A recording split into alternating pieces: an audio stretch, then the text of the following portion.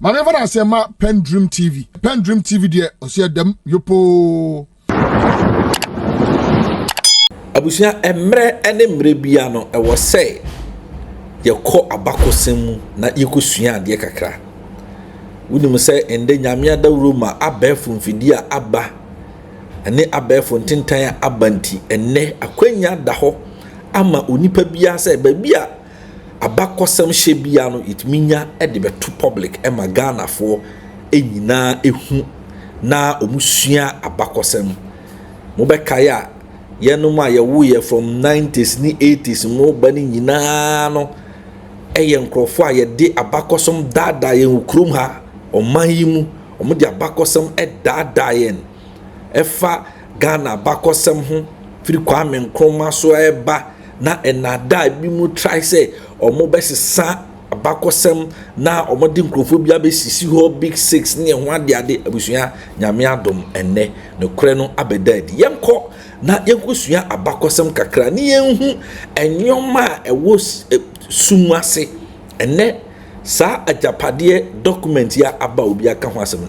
ne far by krampo efiri himfa yenko na yenko tie lawyer Anoche Frimpong ya was a great historian we ase abakosem mu na onko na on chire na on mayenhu the genesis of this agyapadie.com ewo CTV so abusuya ha PENDREAM TV message so subscribe to the channel, like a video no na share to other platforms so enya bi enhwe na message say o hwe na wo kire wa adwen e comment section na say e ba be kan na yatie wo so wa adwen kire e wo de wo hwe no ho yanko na yankoti enkomo no emra. This royal ancestryhood na yemfa enkoin lawyer fi yenhwe kwan ben so break akana aka na yemfa ze betimi de a check the genesis of Agyapadie document we efri hin na ekɔ hin na eba hin e won history wo ho yenko sa history. Okay, and say ya bobo ni tew do e we chiri efri chiri pa ya ba beto us another time, maybe as another time ya ba beto us. Yes, Agyapadie no wo ni na kana fu mudi o eye efie bi. That's right. Ebusua bi. The truth we can okra school mienu a me koi pa no miensa baku truth ana edi animu kuma say I say truth conquers, yeah, and a Commonwealth Hall you say truth stands, St. John's also you say prepare the way, prepare the way for what all is the truth, because it was the way, the truth, and then life. Yeah. No one comes to the Father except through him. Exactly. Intimi ensani nyina no amekwa wogana hano. Ni nyina ye truth. Yeah. Now the truth is that from time immemorial, ana of repenting efie a person. Yes. Na achim ni bi anye boni. De bi ameka me to sabe kire say JB dankwa election no standing 1954. Olusu ya ema ofri Ghana politics mu no ya chimfo na tuma achimabu akwa na tuma CPP against him anti wo kanya say we make the friends a sweeping statement, because even as at that time if you of one no ye won idol no na your friend is say achimbu akwa for there na CPP na wo mu ani ajehu na ni na ko farbai no ene say tamwa osetu ebebedi asantefo animu no woni me say na omosom denchira asem omosom denchira na no obi o ka me say awo Ghana bia no so ni me say fo no obi eye adanse asante akwamu ene e friend say akwapem achim safo yina asen ye yina esom denchira na tama denchira eto fom no na santefo eba asoro no na cheso say tutu hwehwe say safo ni nyina obi amra mesom asante obi ate ase so when I what top and me defeat no sade so obi abeshamase na chemfo se da nti no na oba betu won so sa apanish wo owu ye no. We say, Achimfo, we class 1 crack, so say to died. Yes. While crossing the river Pra. It was Achim Buakafwana, Ekumono. That is the true history. Known as a call back. And this small boy be that time a teenager. A fellow Pokuari, the first, I didn't see a cunyaso. Oh, we didn't see a cunyaso, not Chim for ye, penny cry a kuno. Near the Akolaki to be a cunyaso. Into a wood your ba as anti-memo. No. Sababu omo atoto free abrofo no onso omo de omo pen eben abrofo no kakra te no na asantefo de say we are hantan te that was the hantan war asantefo root one completely no mo ba besom asante what you say omo suma asante akokopie the year 1826 from 17 something no kopie the year 1826 the Akatamanso war. No money abrofo ne beye one say asantefo no a abano ye beboa ne ohene na asante ina ne fo no say ya wakoto obedi akonya 1824 ye beboa na mo afa ye ne mfante ene ye friend say akwapem ene akwapem so ba bia omu wo bia ne ya na enkran ene achim ewo ho na kwamu so ne asante etaye one nti beba aboboa mo nti akonu mu no 1826 no they rebelled against Ashanti Asante for di nkuguo ewo a golden stone nukra nka enkran for yes they captured it and they had to fight back to take it back to Kumasi. And no na Captain George McLean 1821 the Formina Treaty omni Asante for ko sign say the main Akan states, three speaking states Adanse Achim Denchira and Wasa should not serve Ashanti again. Oh, Asante for so more lususa anyway. That just a huge tribute was going away. And then in 1872, the Ashantis came back to make a demand for South 4 states. Mabo Edi, Omunina Nkasa, Nachem for so mu empene, into Omune Abrofone pact be said they would stand behind the white people, the English people. Into time no more prepare for Sagranti 1872. They were preparing. Sagranti 1 year 1874. They were preparing. Now Adiba Kwakoba and say 1869. A Dubofo at Crepi Peki into Volta region, a branch or your empire, and in Nigeria for Akokunu. Jabe. Yes, Anti Jabe. They fought for Ashanti. Because Ome Asante for. Now a Drew Sagrenti war no. What happened was that Sa Omune Achemfo akoye one. Achemfo akachira one say the bibia be breaki Ashanti empire no.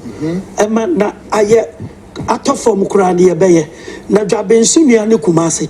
It almost started with Dwabe omi na yo koye nuanom cousins. Nti kwan bia so no say ye support to your friend is saying Dwabe. That's right. Meanwhile, no, don't forget to say akotonu amabo di dino the time. Na say in the 1820s no. Say Dwabe hine ane your friend kwesi buate gold bia omuko ku omuko nya yeso de kuma Kumasi no. Wan fanko. Before then no in the Denchira war no. God bi so pie mu a Dwabenfo amfanko nti we yakoto sumienu no na say osay ya wakoto ni wo mukoku so kwatwe wo maso and Achim came in heavily to support the Dwaben people no many wo mu ye agreement sento kwa bi ebeba woni Asante ntemu no ye be eboa nti 1874 Sagranti war Dwabenfo ye di wo mu agina ba bi say abrofo no troops no a eba no almost stop one so that they would not enter Kumasi. To me defeat Dwabe and not just Kumasi Nessa. And Dwabe had a very heavy army. As Antifu enemy said they will be able to meet the tax. A true one woman down woman share baby. Some no money at Chamakoye agreement. And Emma his troops in Ebano, Ebesin Kwe. Okay, let me correct it very well. And to the Omayi woman, and you know what, and says, see a breaky Ashanti empire. No, and Achimsone Dwabe assign agreement of non-aggression against each other. Now, according to the history, no, 1874 soldiers no Sagrenti wa abrofo ne de won ba no na the Ghanaian sector na ewo mu no ebi fi Nigeria ebi fi Jamaica, Sierra Leone, Gambia and Hausa foi na Ghanaians no na ya achemfo ya achemfo nti tamu adwaben ehu sa acheme ba no no kai papa bi o mu ne won aye pact no nti ana o mu an fight won na ma Sagrenti won ko fo atwa mu ko ekose Kumase kura o musisa asantifo Agyapadie de ko abrochire no na abrof achemfo no supporto abrofo no nti o mu bisa on say papa ye ya ma wina de na mo be ye amaye anu ye ne meba. Great. Doc, so this is the very reason why. So okay, now folks, Mama Somra has said, because I'm going to prove a point. So that's also one of the reasons behind the fact that okay, Agyapadie document in the forward na ejre say also one young quaffo or mamang young Obia or come say or Ghana no beka say on sumi denchira dan oboa yeah kokokokokrasum denchira all that be I don't know where to know but document almost mama young kwa na ye no so history I would demand mama say sa sentia document so mo adwene ye won so mo anya enkwa na mom almost my santisa until even after your friend is say tutu ekotu won so and opoku at the time almost asante na kwasi buadum time almost asante na osai tutu kwa menesi bebonsu osai bonsu time almost na 1826 dodo wa war no and the so mo kokoboa enfante and 1831 formina treaty no say Afghanistan Makati Makati McLean you won't stress anti-mukra. Now hold it there.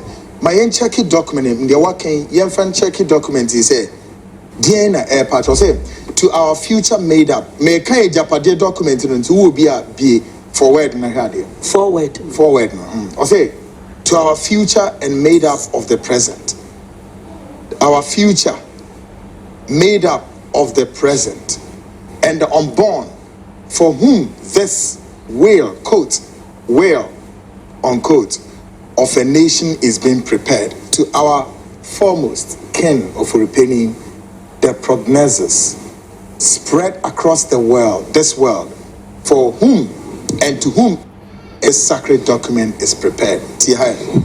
As the heirs of the Nana Apenin Kwaframa, Nana Kuntun Kununku, and Ofuripeni, our people were defeated in the wars of old.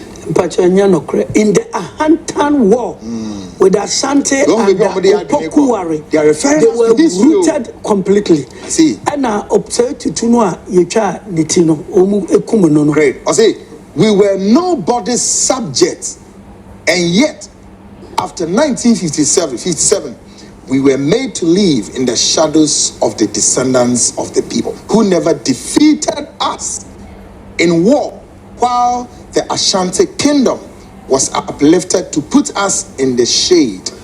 In relatively recent times, the struggles and the works of J.B. Dankwa is restored Achimman to its original glory were thwarted, so he fought bravely to the end. So he that they have mentioned their first enemy, crown enemy. Any of mine being Ashanti. Their crown enemies. So more and Ashanti, I believe say Ashanti for beef. Ashanti is no, but maybe me can send you another station. Ashanti for me repeating her. Being repeating her say any fry any be. And now offer a year down for cripple no twi kura ye de ben ebubuafo adamfo na omo kɔ efuo mu a instead say obubuani no wo beso anifrai ni nsa na wo ne na akɔ no se famisi akonkon nti ode ni si akonkon a na ye fra ne say wo mu kɔ nti akɔ wa enjoy na yi ne kɔn hu say ya until say ohun say na say cripple no na ka betumi kura so mensa na yɛkɔ eduru baabi a ɔbɛra ne sɛ yɛtwa nsu a na mede na abɔmbo wɛdeɛ day in and day out so enti Ashanti is the blind man or what physical strength be but you are blind and you are being led by the cripple, and the reason is very simple. in Ghana's history, we don't have anything called Dankwa Buzia tradition. And now, for repenting for a creative, a fictitious Dankwa Buzia tradition, because they know that Omo constituencies, are just about 6 or 7 representing Dankwa. And Asante, in metropolitan Ashanti alone, 46. I have 6. New Jabe North and South, here can one say 2. And about 3 or 4. Okay, Kamboma 275 constituencies. Ashanti Sonkwa were almost 60. And now, when one will be Okuta 6, which is extremely insignificant, or no enter into a very unholy alliance, so that we penny back to Sakofua. The next time, instead of Alan Chiramatenas, another time I say back Asantini Hono, near Kachira will say, Enko Domoho. Next time, remember Ochini, he is a very smart person. Na Agyapadie no mo go ehu ban no. Nti se yesa kwayechi a ochemfo no e fight for the white people. Say near yes sacrifice mamo no. Wobabua ye na yetumi ni Asante ayepe. Many Ghanaians know this history. Ashantis may not know. Maybe they know, but I don't think they know. They Asantefo anima. Gombe di Ghana so for the next 1,000 years, because anyone say it is a they are found in about 3 or 4 regions. Sasantiphonian, near Nedagomafo, Yasantiphonian Menezamafo, no Munian Ase, no Munian Infante, Elmina used to be Fanti territory, Ashanti territory. Me met me diwo Elmina no. Santi in a boy. Very good. Yeah. Until for Elmina the conquest. Yes. They have never supported Fanti. Until said that Asante Kotoko no kwa Asante yini to me akawon abomua. Enka enebe is okay neno. Elmina ni be presidential candidate. Sure. Next time kwa ni be presidential. Next time Dagomba. Next time Nzema. Nkashanti bewo at the background editating. And now omunye ready and obi ya de mawon. I didn't actually ABT one. Until the American is an eye opener. It's an eye opener. Dog, Affijournity wins. With the arrival of Nana, we see the rebirth of a second JB Dankwa who has come to the rescue, fully cognizant that we are currently part of the modern nation of Ghana. The name of which was originally proposed by the illustrious son of Ofori Pinifie of Ochiman. Take note of that. JB Dankwa, and aware that it is currently made up of other diverse. We have to accept. We have to accept to our old slaves and ensure that we no longer continue to live in the shadows of other kings and people whose forebears we defeated in wars. First of all, there was first of all, no, it is here to in order not to lose. Yeah, your track. No, okay. Sorry. And say, until 1874, no, Omokuma, your friend say, Abrofono. And then that was the time I know Kofi Kakari, your friend say, Asante Hene. The Kofi Kakari, so 1874, your co, Sagrenti war, New and Asante Fono, etu no. And that year now, Omode Mensa Bonsu, Ebabeye Asante Hene. To Mensa Bonsu, oh yeah, Kofi Kakari, younger brother, Ebeye Asante, and no Fred Jabe. Some are not your friend Nanasa Fuji. Say, a corner last year, your cool. Rona will play with me. Minim say, "Oda so soma sante." And I say, "Wosoma brofonua." Let me know. Papa na nya anu yebia amano. So the whole Ashanti turned against Jabe and rooted Jabe mercilessly. Tintokwe we course no. Ana asafo agye no ochehini. Na ye ofonipani ni ebo ni diwa. That's right. Okay, say majemu. That's right. Our masasa so it is about time be ebo ne ba. What you say now so brami fie majemu mo aduane adi. Nti kukrantu mifu asase. And what the man na history of no at a country tenten. A umo kokotena kukrantu mi asase so. In any case no ka asante for na be somo no. say that near Pobiasum and Kayantana, all jabbing ho. Internet said, didn't talk about Omumi, so entem. No, say any Omo Jumas in the back. So before there could be war between Jabe and Achim and a Queen Victoria, a tria land the Nika, Edema, Achim Koforudia land, Otiaka, Edema, Achim Fuano say, or bought Asante Fuane free, Ashanti buy no home buying, Ewo. Into where Monona, Achim Fuano should be sassy, and then a mobile de Amaye. Now comes the year 1900. That's right. Sorry, 1896.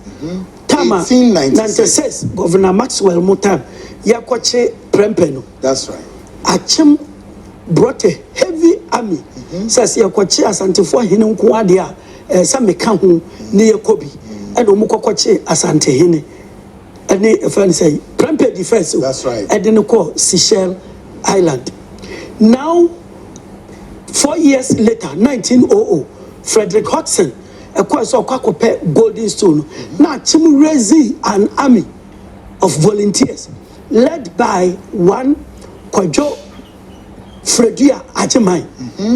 Onona after 1900, Baba Fro at Chisiano, offered the editor of Feriata defense or Quine in the Dino. Quine in the Dino. Naye, Amua Quanta, and of Fatan, and of for repenning, no fire for Reno, never for Riata defense. Into a nobel for Riata defense. And now, who said, some woman who Adiana Wayano, Asante Fone and Baba Kuntoka.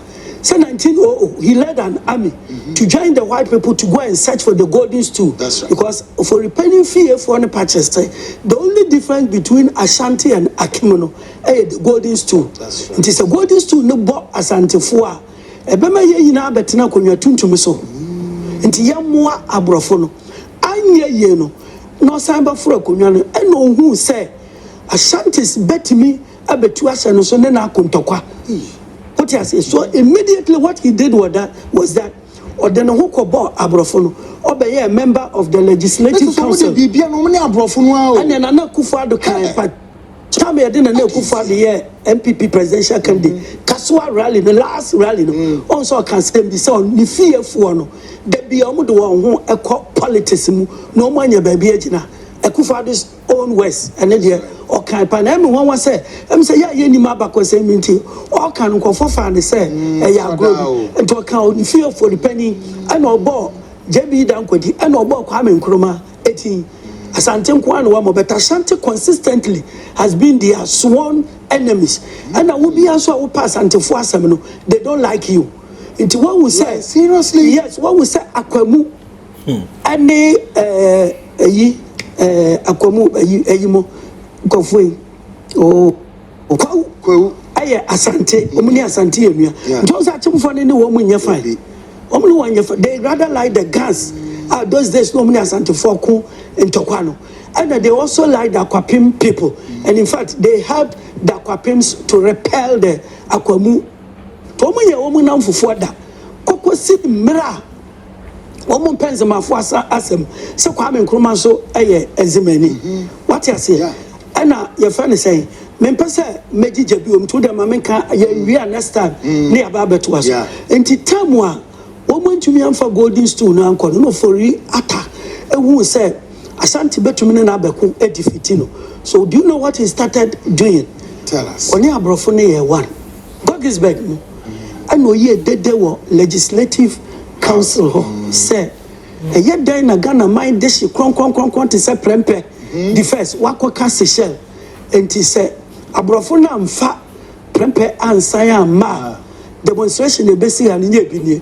But before then, Fanti scholars had already started corresponding with the British government. See, in fact, we no so ye did ewaha. And the time where you didn't buy a Koshiano quite to say Ninia. International said to the ordinary Ashantino, Asantini Inia. Indeed, 3 years ago, Tumfo about Chebi. No. But the speech in the can be said, or by so they come one bedasi. Senia woman and nano. Eye ma prempe eba mpacho go na se bia nkonkoda mfantemai ase nkonkoda mfantefo ase pa Kisli Hayford mo and to me a gina ema we now papa ba ko ne de na highly hypocritical because of the role he played in the Yasantewa war.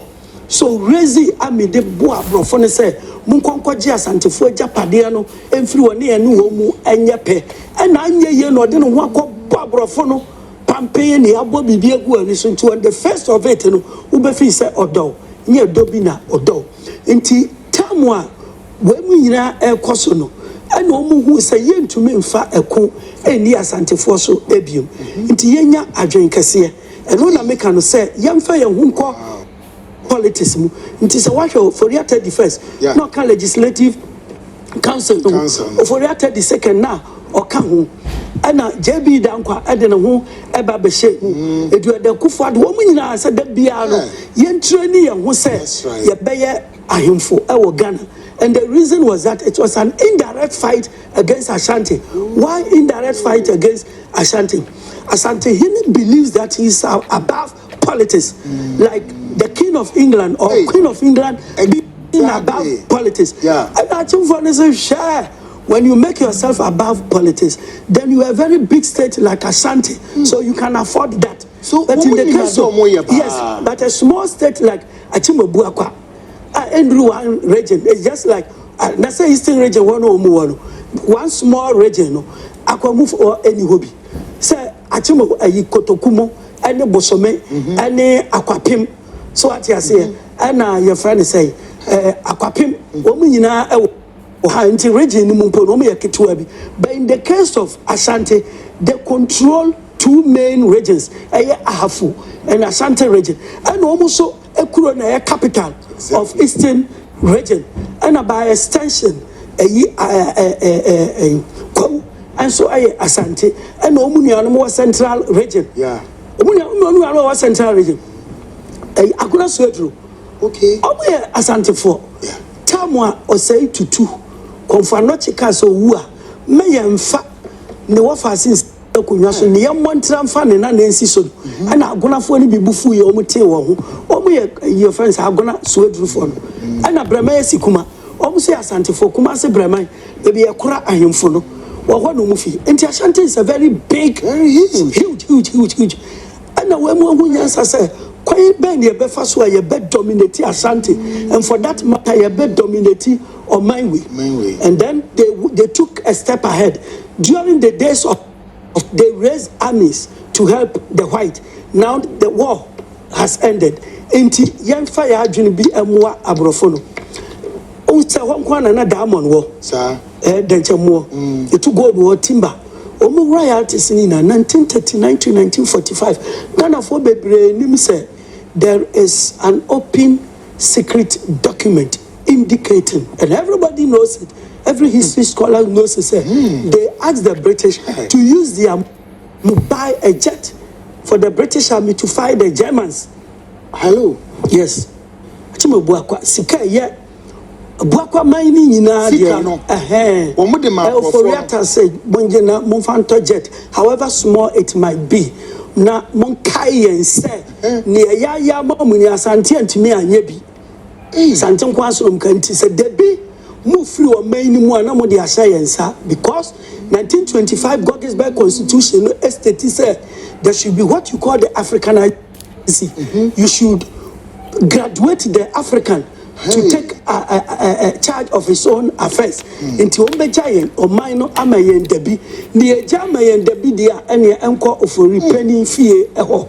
And Titamwa is a mark of this year, a par grant at UGCC. On say few for the first political party, no, Omukoswa or Edigumu, Mesrao, Agyapadie document, no, I stated said the name Ghana proposed by JB Dankwano before God and man. Nedia no propose Akan man or Akan land. That was his proposal. Said there should be Ghana without Evis. There should be Ghana without northerners. Hey. And there should yes, and that Ghana no so can should be the colony. Ashantis must not form part of Ghana because into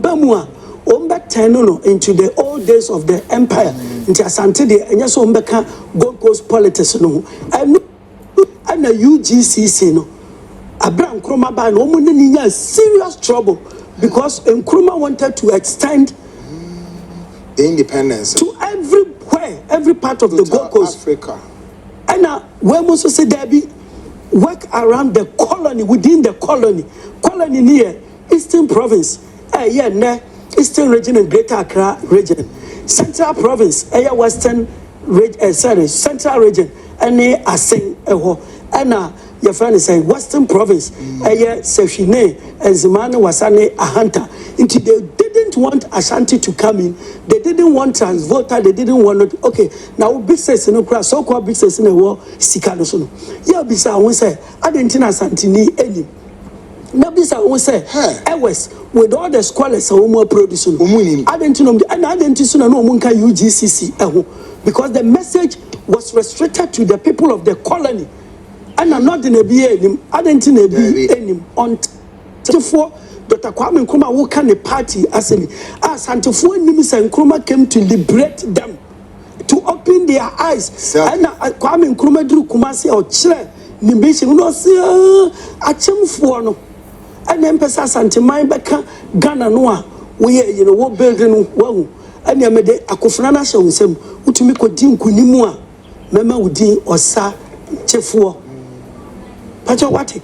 Na no ko fo bi twa no say Sergeant na free hine ba efi asante ine num no mo se nipa na ko kuta title ne pa ye wini ba Queen Mother bi title mankasim Queen Mother bi title na asante ine se wo ba baji wo mani na nti wo ba ye o man no ne jefo asante ine no dey sa or Sergeant na dey confirm wo Kwame Nkrumah se wo jefa hudie ne mamia and on sign man no the most powerful youth association in Ghana then AYA Ashanti Youth Association.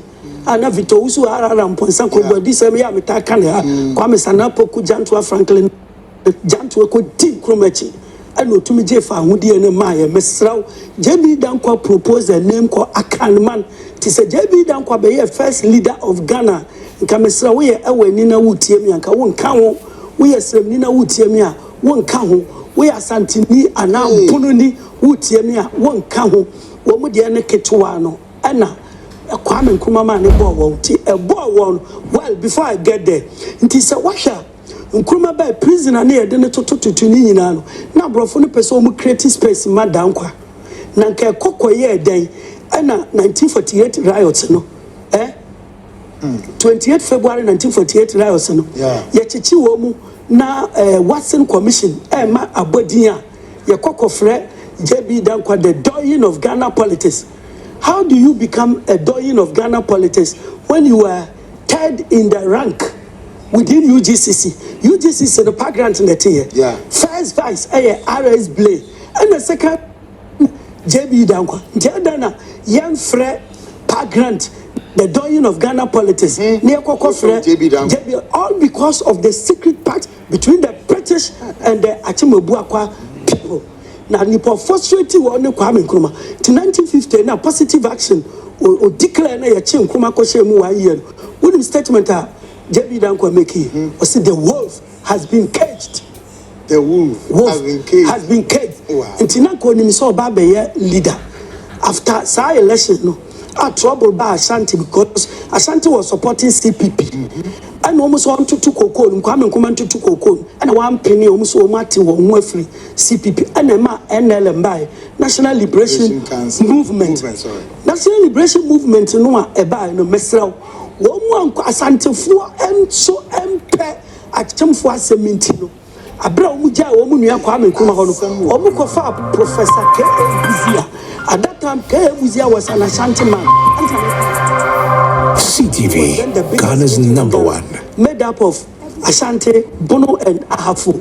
The Bono Ahafu na Western Ashanti. So Buzia came in as a citizen of Ashanti and obeyed the opposition against Nkrumah. Before JB Dankwa lusu ni seat, Achim Ebuakwa, or lusu yano to the CPP. The following year, 1955, and Achim Foreman the highest honor. That's right. Of your friends, I didn't know Chaffo Hine. Kofo baby, if you so fear what direct baby, and ne papa ne free ho, or mammy free ho, or mammy free ho, no, a man honorary title. No? And it is here you will see that Ashantis would, Achim people would never forgive Kwame Nkrumah. So what frustrating JB Dankwa, one man may first leader, either prime minister or president of this country, not to be free prison, be a prime minister. From there, no, Asante so equity party, one more ma JB Dankwa because Ashantis knew say no one for no munia. They were sworn enemies, and they are for. And then coming to the conclusion, Professor Yusu Adwinkasiabium said, Kwame Nkrumah for so apart to me Abuaya. Then Nkrumah enemies now. The friends necessary my the enemies. Now let's make them our friends. It is a 69 election Asantini in court aya bunini buzi of Wenchino. Second Republic after Nkrumah. On obey Minister year 2 no 79 Third Republic and that for repenting for no a proposal William Foriata so no free omu fio na governor said da buzi and nipa mienu ana some no ese mu ba ko lead party no e ada JH Mensa or Victor Owusu ya ngere papa we and omu te one party there United National Convention pa William Foriata and I no to omu numbi there join the UNC the party for you. Join the UNC, the party for you. Broad base, the best. UNC all the way. Convention, I claim. Pa William Neko. 79. I was, I think, 15 or 16. But I was highly political. That's a very Anna, party no who said. Asantini Victor Usube wineno. They do runoff. There was a runoff in 1979. Yeah. When them know me, almost support to PNP. Kwame Nkrumah's party, Dr. Liman, and the popular platform party, Elusuye. Now 1992, Fourth Republic. Omo ba and almost say something more minimum. Yanumu ya Dankwa Buzia tradition. So at a Buzia Jinahoma Santiman, Dankwa Jinahoma at Otima. Now history of minority abeduye. Why not say Achim Foka Ashanti traditional? Whether the days of wars, and the days of politics and so Womo and Kamu. Tomu da drink a baby tea Ashanti for. And at that time, luckily for them, the most popular scholar then was a Dubois. Time of deliver speech be your friend say running some more years the curfew ness I no to me kasa ema obia fed you to me opposed to PNDC no nature say ochinu no wenya opportunity Professor Dubois oba no say election no wanko obokote into the next one no na chimfo no quiet say Santini ba it was Kwame Pianim first and you know ye the free and a friend saying J. Kufu, a babedi were preparing an Kufu Ado. He didn't do well then. Kufu flew up almost say, all the confusion has started, say, Wedi, a yedi. Your friend say, Asante Fuedi, Buzia Edi, into a cut down qua. So can you imagine, say, 2007 at the Legon Congress? There was a tie between Nana Kufuado and Alan Chamatin. At that time, na Kufuor support to Alan Chamatin, then in Libya. President to chief of staff, Obia him say, run off India, that time Kufuor, Nisika, not because Onisika no was individual, but where the president in the tonnage, no Marco Caucus. So we almost say, who belong to Buzia, what do you now? I drew down Kwasu. So there was no runoff, and they signed against their own constitution. Exactly. That whenever there is a tie, you are not able to make that percentage. I say a 2 billion. They sent the 6 constituencies, and Oba Beto Chacha into Omudema, your friends and Nana Ekufado. Until the money we enough after 8 years, automatically I say, Quay. Saka Sante. Anna Shania Dia Alan Chepmate. And now the Achims are raising the argument to say, not Achim as a state of repenting fear, raising the argument to say, going back to NLM. That's right. NPP for Northern People's Party and the Dombo. Omude Babeka Bafwa Koto NLM and the SG Anto, Transvoter Togoland That's right. Party. No.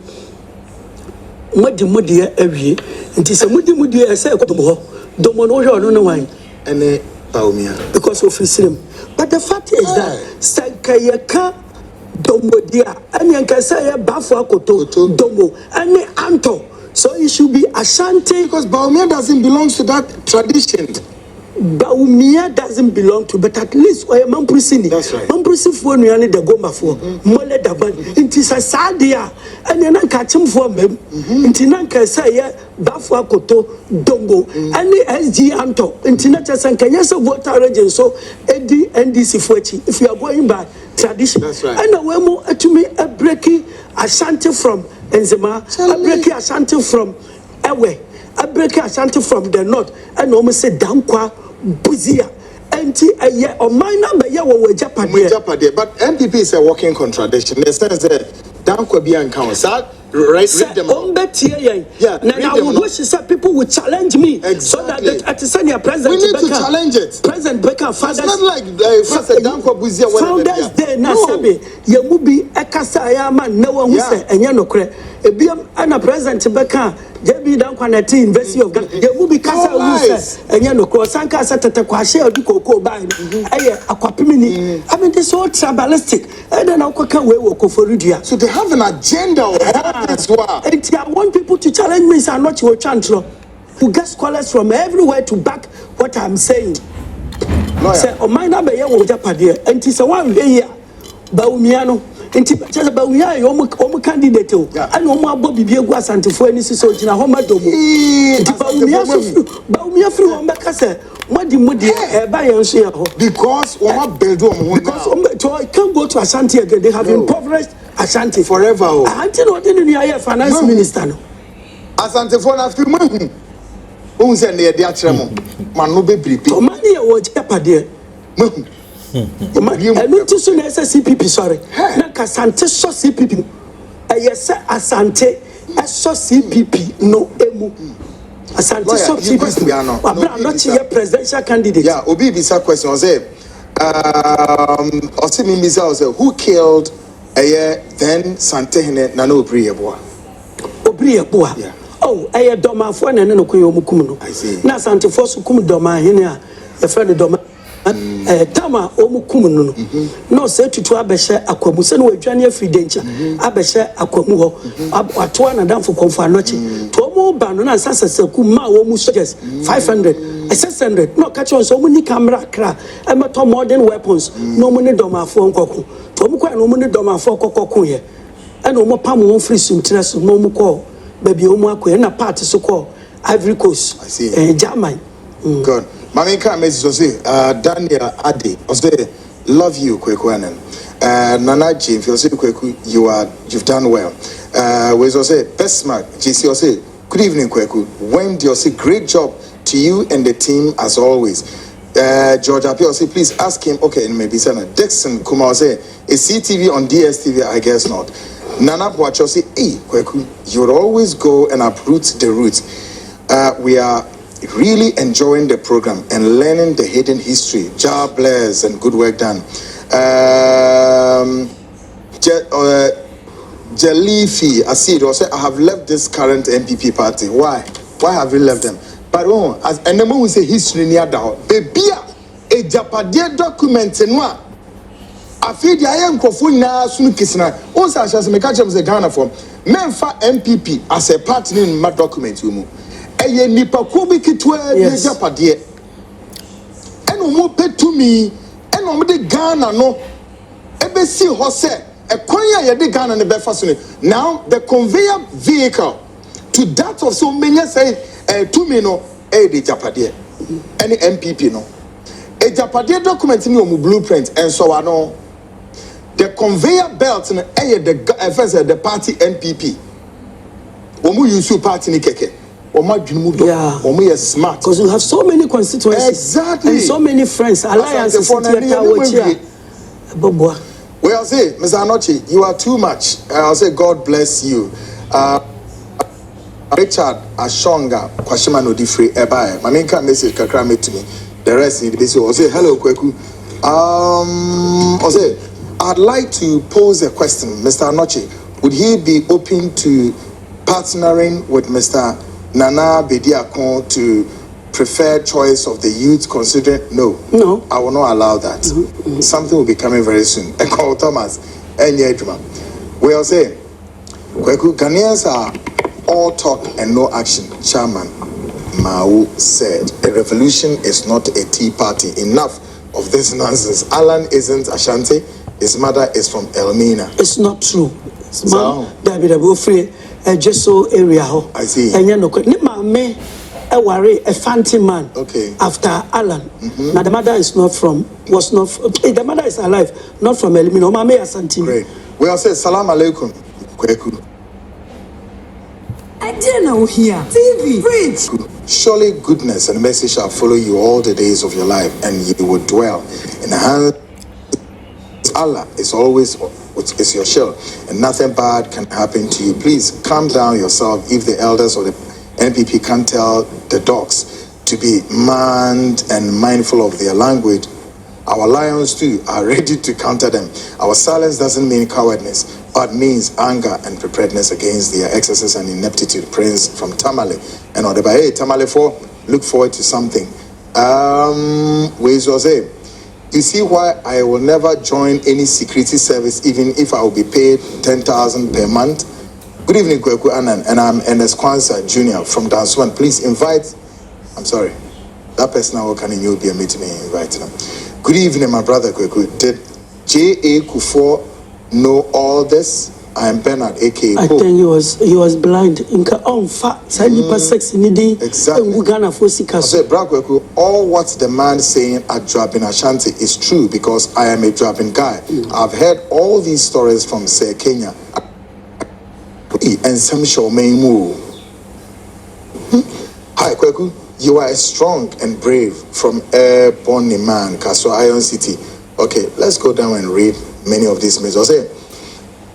It is clear that Owusu Bempah and his MPP government have lost touch with the very people they claim to represent. Their integrity is now a question as an attempt to undermine the work of independent institutions like the Office of the Special Prosecutor. Instead of resorting to threats, they should take a page from former U.S. President John F. Kennedy book, quote, "Let us not seek the Republican answer of the Democratic answer, but the right answer," unquote. Owusu Bempah should learn that integrity and respect for the rule of law are a cornerstone of any true democracy. As for lawyer, may God richly bless him for working for Mother Ghana, but not his own parochial interest, and he's not. Kofi Agyeman, Kwekrum Nodi, Efri Ebae.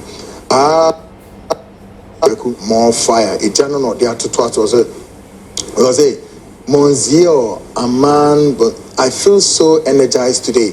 Tell Ghanaians the reason why the CPP was banned from the general elections that saw Progress Party suspiciously coming into power. Send Dr. Anoche number. Nkrumah never dies. You want his number, eh? Okay, one of the best I know. One of the number the best I know. Folks, EDBC has Prince Ochia Kumazo said the NDC person wrote Agyapadie book as alleged by NPP, but everything in it is being implemented. Then that NDC person is a prophet, so NPP should give us a break. Okay, no, this one, folks. My friend will see a beno I also chokwa. But we see say na yame adama e ba betwa sa e so say kwama say votes is for Alan December 7. Folks, mpanyinfo amabobo mudin ene Ghana fo bia Muma lawyer Noche, you preserve Abusianfo. I think that enkomo haya na yedibesi omo awie enkomodie no ankasa we de aka nyina announcement na omoma, but somewhere lawyer Anoche from Pond de bia obetena simpie so na okano. I think that was said Ghana for nyina de kwa dwindwimu. Nobody since papa yi started say all kasa ukrum ha ana man mu, nobody has been able to disprove him. Nobody has been able to disprove him or challenge him. And no actual the authenticity of Nensamana or Kano. A woman said, "Oh, you see, people need here," but he speaks with facts and figures in some no oyi no every the right source no de abechere until you can challenge ni abrofo na tworo de at the time professors bi tworo ye ni ehun keka ho okan nyina bom no de abro na de me nwanwa kakra ene se sabio asanteman etimi tenase emma achemfo etimi outsmart yomo eno na medwene ho amente ase se efa hefa kwan ben so ena achemfo ifa so outsmart eye asantefo yi a nto mani antimi amma omo ho so na the whole of Ashanti region. Is it because say na achemfo yi akosku asen omo ana say omo intelligent esen asantefo yi ana say den sabi so nkomo ye intelligent sen asantefo yi a enkabra president Kofo befa akunyan yi ana so be di tumi kaye nyina be di adanse say ebi anka na mambu kra be tan but ene odi amamwo yi fun ya sabi omanpanyin na Kofo ado ne nkrofo abebu ede toto eye president Kofo de ho a matchi uhunu say chese wo form kra Kofo ado de wo form kra mben no mpo enti abusianfo ehe fampa ne dem pa ena eba exi ya etumi man nkrofo yi etumi bowura mu dada asantefo ma to the extent say omanpanyin Kofo did the big six awunim se ni na e frakadam ni na e jandam and tro it doesn't hold like historically no na enimu sa na ho ma achemfo no ka fence surround you ni etimi dada wa ma wode the big six the so called big six di omu pictures beto yes ye Ghana sika so wo bra na wunimu say there wasn't anything like big six nipa na ono ti ni UGCC no kurampo no ni din enka big six no how possible, how is it possible say ne yekope founding fathers of MPP said the party MPP near the founding fathers of the party MPP ye say ye Professor Adubuahin edi afrim. How is it possible be on the first presidential candidate for the party we see the animal yi di afrim na obi asabio ono ade ne party aba na mu na ma be shemu bi na edu se yi big sis amosi yi onu mum afrim ayi nipa one nete ye na afrim ene ye mum asabi na ye ye nine ka ye nti ye nsan ka ne ho ade ade ye mum ni aba big sis. It tells you that ni na na fakadam but me nim ni enti a omanpanyin Kofo mo antimi ahu we a omo soso omo ma enkrofo etimi dada omo ebe wura mu na omo be wura mu kura na asabe mu nyam abaye MPP party ya even in 2008 Akufo ado wura mu a etum be wini election kwan ya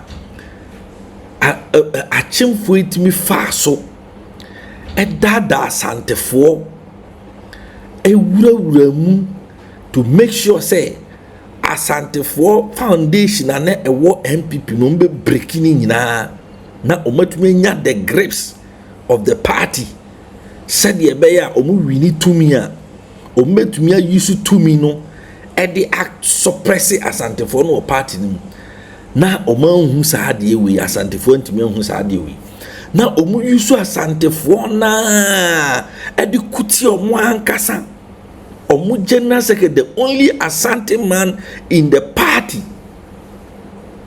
the only Asante man no who jina hodi ma Asantefo nyina a eye efense komna Agyapadie aye nim so no na firi Asante man mu a enka meka ne so no ne jina mu de ma Asantefo na ye say ono na oye if you see problem I to Paul Afoko any fan saying komna Agyapadie any same crab no nyina no enye obi ase eye kobra agye Japan na ye target ono ena na wo ye target asem ni nyina ne sen asem ni nyina ne se na kobna agye Japan akire mu a onte ase se MPP for anasa Akufo Addo ene the then national treasurer Mr. Abankwaya Boa emu akofa akiri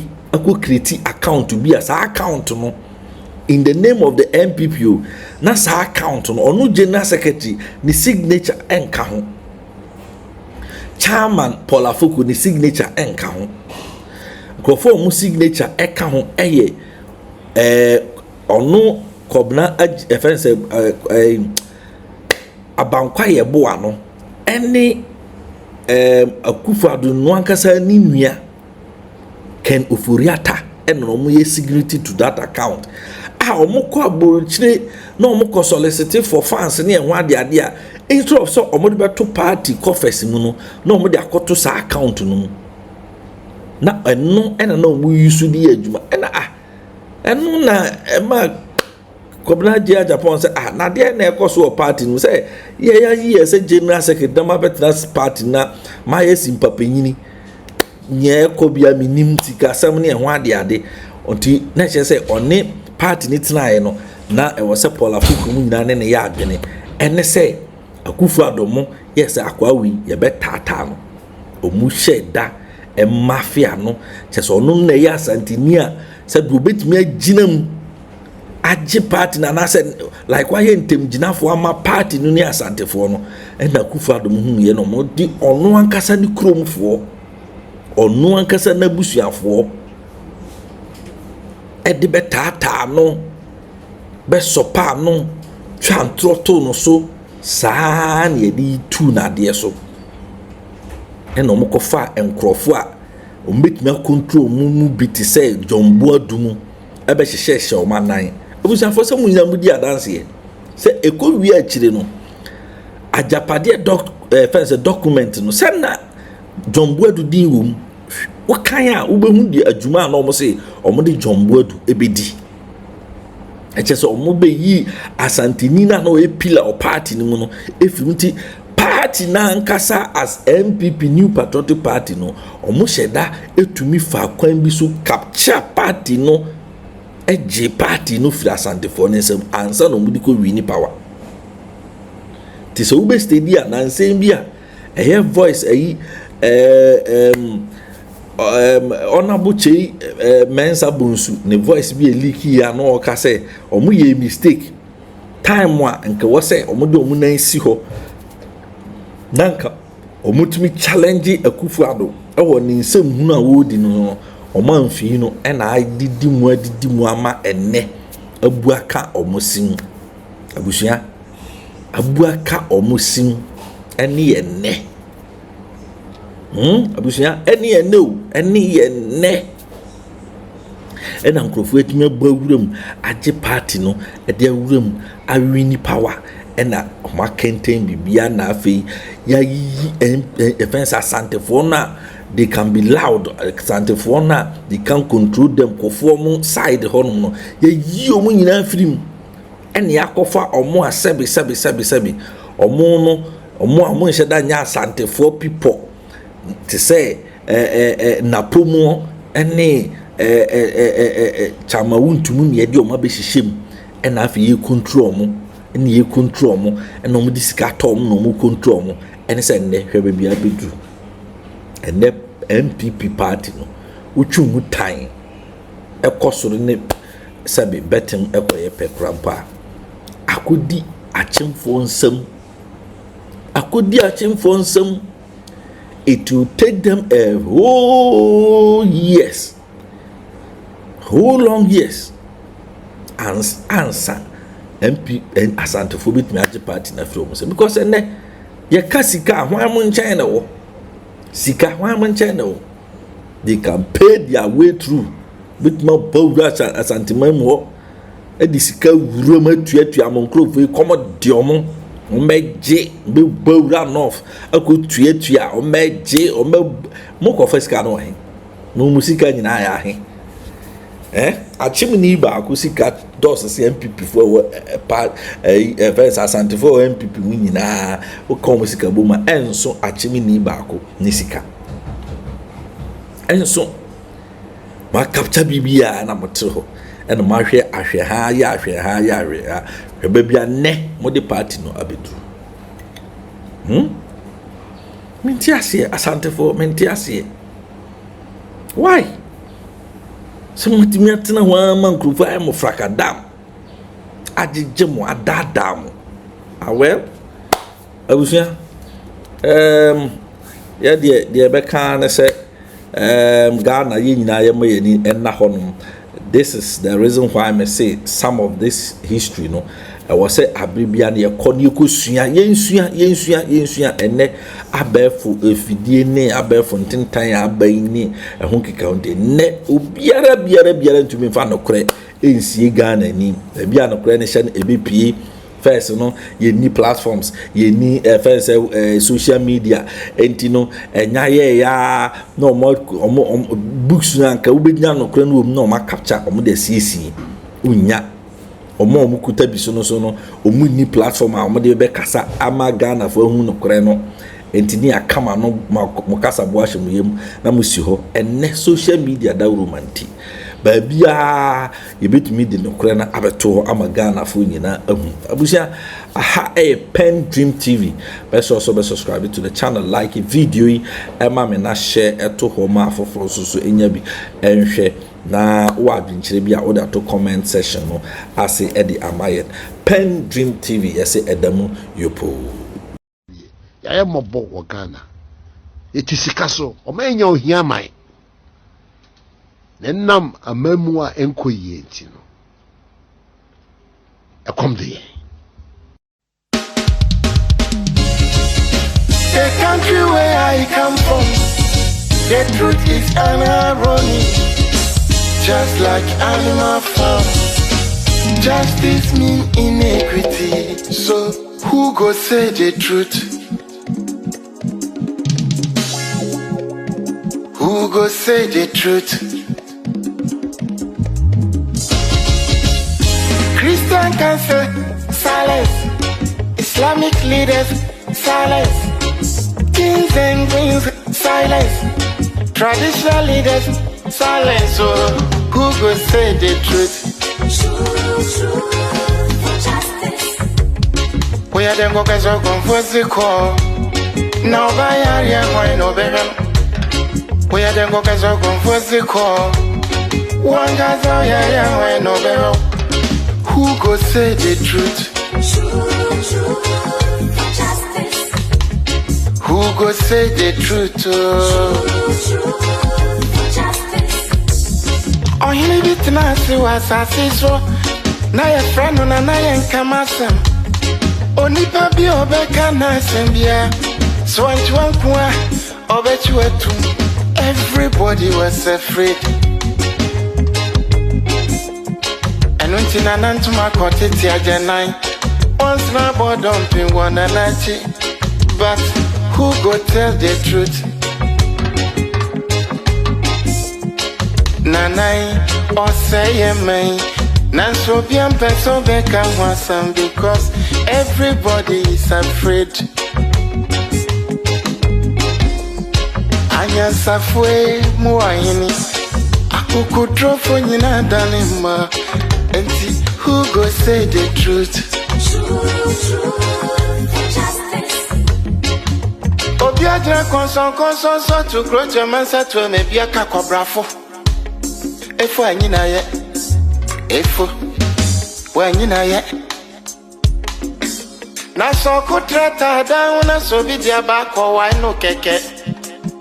I fene for be manu mo piafo efo ne crash on my mo.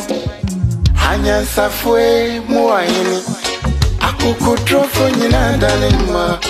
Enti who go say the truth? True, justice. Abaya di bote chino yedi bi bebo nyande bi tachi sa udi oma upipi numa udi oma never shana frafonsa. But who go tell the truth? True,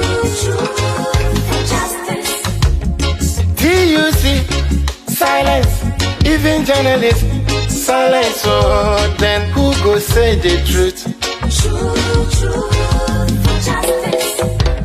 Right is right, wrong is wrong, no matter how you justify. You say you wanna get rid of corruption, someone want to help you, now the person become your target. Jobless no they mean senseless, poverty no they mean useless. One day them go resist.